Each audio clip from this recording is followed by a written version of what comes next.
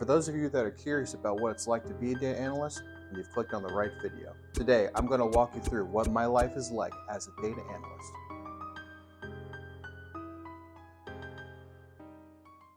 What's going on, guys? Thank you for clicking on this video. If you're not familiar with my channel, my name is Dan and I'm a data analyst, and I've been recording for the last year about my life transitioning into data analytics and my life as a data analyst. If you're interested about what it's like to be a data analyst and the life of a data analyst, please check out my channel, subscribe to it. That way you get the notifications and get to see my videos when they first come out. All right, so I'm going to start very big picture here and just kind of walk you through what my life currently is like.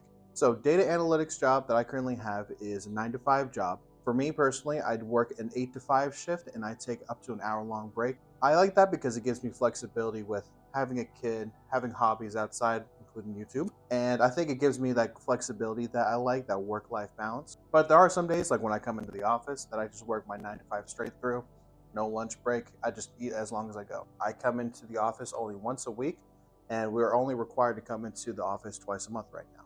So 4 days of the week, I'm working at home, and 1 day a week, I'm coming into the office. This job is a pretty standard 9-to-5 office job. So most of the time, I am sitting at my desk. I do have an option to have a standing desk if I feel, and I like to change my venue up a lot. I like to go into conference rooms like this, get some sunshine, get just a different view. Working at my cubicle. When I'm at home, I like to take my laptop throughout the house, in my office, down in my living room, go outside sometimes when the weather is nice. And I think it's important to, always try to keep things fresh in a job like this, because you can kind of get into this zone of just being in one spot and kind of feeling like you're in that matrix type of thing.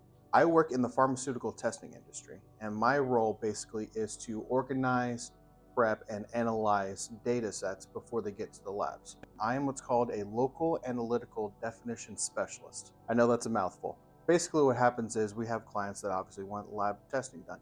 And what my job is make sure that we can present the data and organize it and prep in a way that when it gets to the labs, all they have to do is configure the test, throw in the result pieces, and then the client gets the results that they're looking for right away. Now, my first full year working at this job, I did work completely in office. And so it was almost like a reward for me after being there for a year to have that hybrid schedule. And it's something that I'm very thankful for. But I'm not gonna lie, I still love coming into the office and being able to work hand in hand with my team.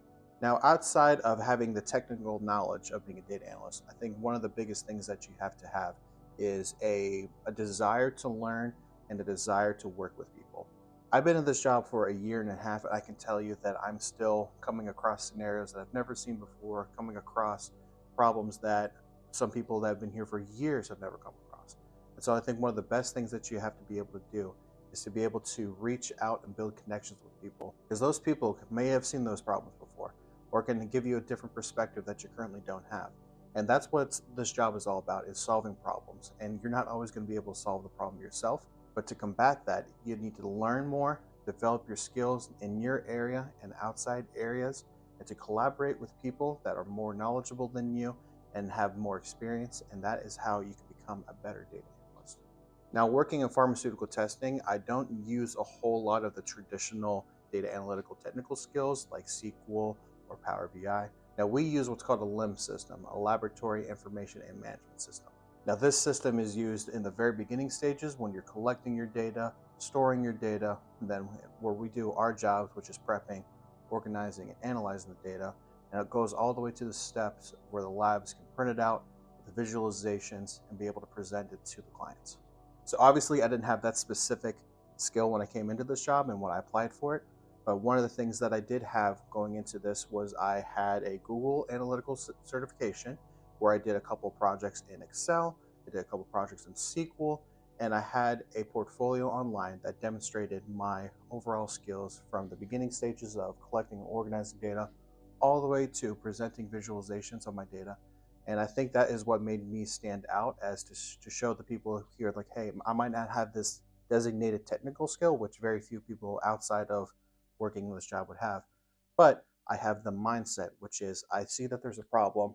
I can go and figure out what data I need to solve that problem, analyze it to show what the problem is, a solution for it, and then be able to present it in a way that the people that can solve the problem can understand and use what I've shown. I think overall, I really enjoy this job mostly because I've always been fascinated with mysteries, with solving problems. I love a challenge. And so, if that's something that you are interested in, I highly encourage you to look at getting into data analytics. I hope this video was helpful for you guys. If it was, please do me a favor, like this video. That way, we can get this video out to more people interested in data analytics.